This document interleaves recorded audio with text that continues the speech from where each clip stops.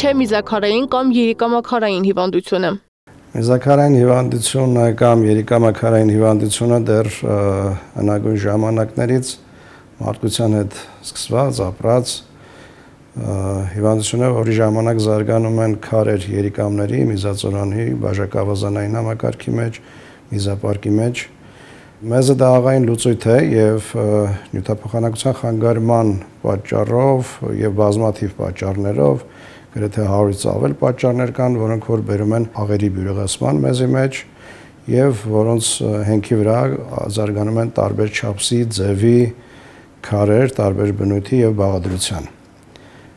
որոնք որ խնդիրներ են ստեղծում մարդու առողջության, կենսակերպի, ապրելակերպի մեջ։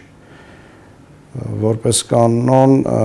ավելի շատ առաջանում են երիկամների մեջ քարերը, աջ ձախը էական նշանակություն չունի եւ ստատիստիկորեն կանանց եւ տղամարդկանց մոտ գրեթե նույն հաճախականությամբ են հանդիպում։